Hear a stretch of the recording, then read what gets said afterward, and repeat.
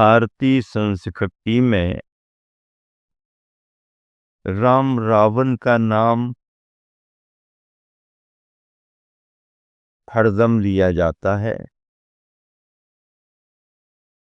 इनकी अपनी कहानियां हैं, इनके अपने जीवन और इनके अपने व्यक्तित्व। जब कभी भी अच्छाई की प्रेरणा देना होती है तो श्री राम का आदर्श प्रस्तुत किया जाता है, और जब कभी भी पतन और बुराई की बात करनी होती है तो रावण का नाम आगे बढ़ा दिया जाता है। वर्तमान में अब राम और रावण अच्छाई और बुराई के प्रतीक बन चुके हैं।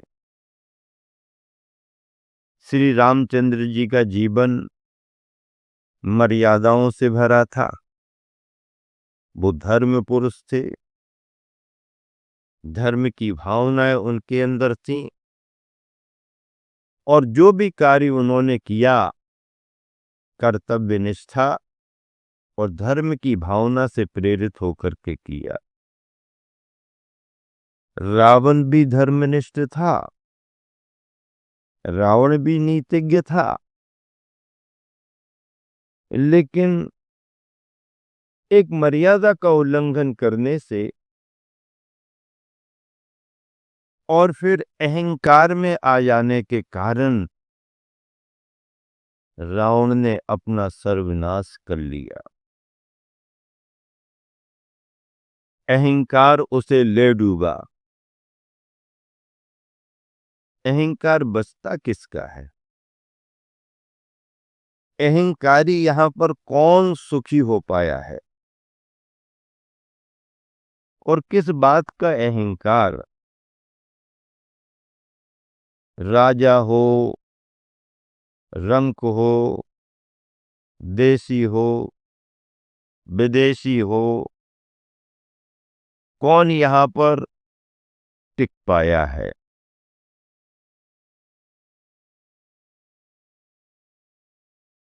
एक प्रतीक, एक रूपक मैंने पढ़ा। शमशान में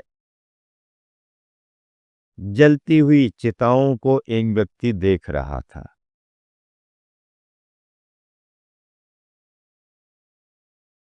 दोनों चिताओं की राख पड़ी थी।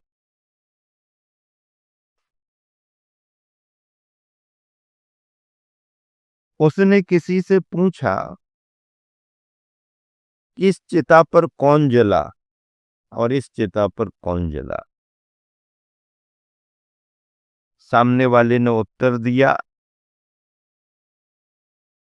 इस चिता में इस नगर का नगर शेष जला हुआ है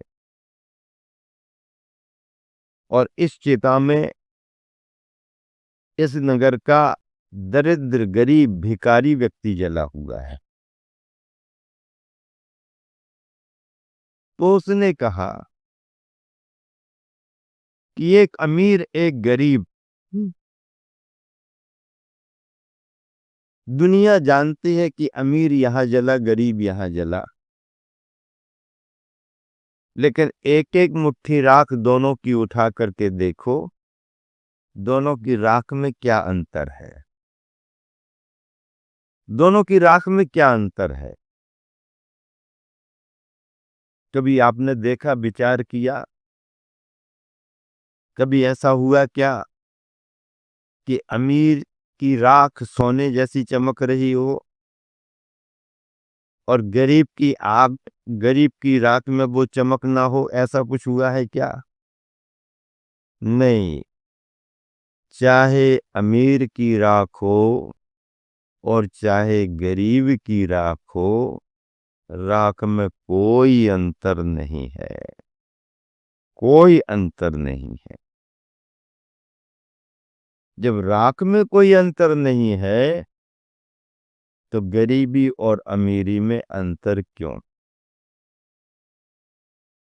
अमीरी का घमंड क्यों? कितना भी तुम घमंड क्यों ना करो, अंत में घमंड भी चकनाचूर होता है। जैन ग्रंथों में लिखा गया, जब पहला चक्रवर्ती सम्राट भरत दिग्विजय करने के लिए निकला, बड़े अरमान संजो करके आगे बढ़ा। मैं पहला चक्रवर्ती बन रहा हूं, मैं दिग्विजय करूंगा, 10 दिशाओं को जीतूंगा, 6 खंड का अधिपति बनूंगा और मेरे नाम की प्रशस्ति लिखी जानी चाहिए। क्या लिखी जानी चाहिए? प्रशस्ति लिखी जानी चाहिए। मंत्रियों ध्यान रखना, दिग्विजय करते करते जब भी वृषभगिरी पर्वत आए, उस पर मेरे नाम का शिलालेख लिखना। मैं पहला चक्रवर्ती हूं। जी महाराज, जो आज्ञा आपकी, पालन किया जाएगा। हाँ, ध्यान रखना। और चक्रवर्ती चक्र रत्न के प्रभाव से आगे बढ़ रहा, दिग्विजय करता जा रहा। और जब वृषभगिरी पर्वत आया,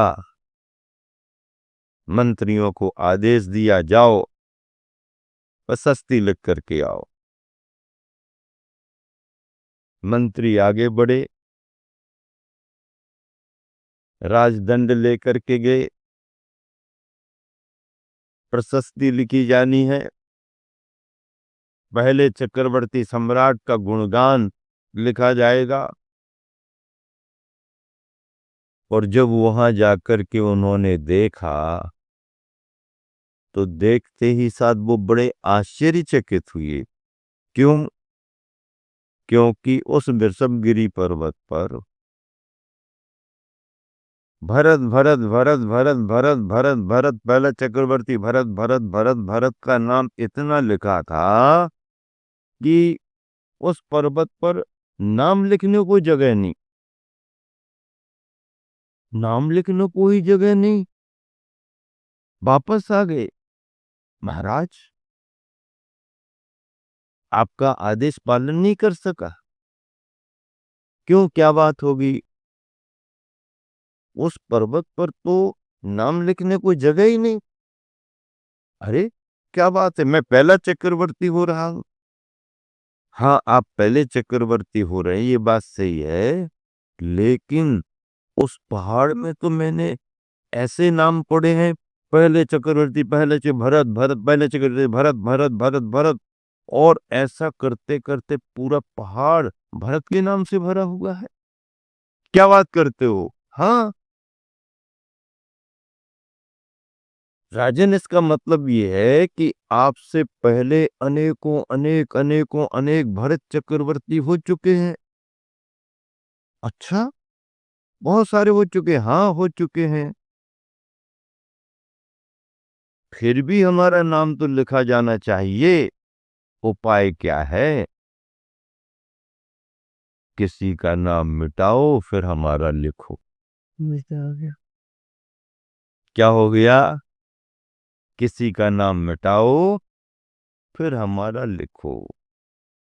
मिटाए बगैर नाम लिखने की गुंजाइश नहीं। और दंड रत्न से उतनी जगह साफ की गई, नाम हटाए गए।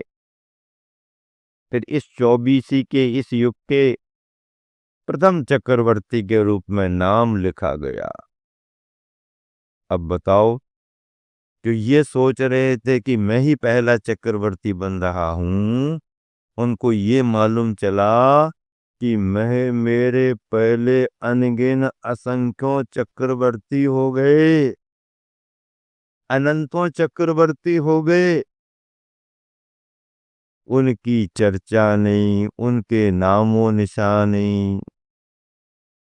ठीक है, अपने अपने सामने हम ये सब कुछ सोच सकते हैं, देख सकते हैं, लेकिन बाद में किसी का कुछ रहने वाला नहीं।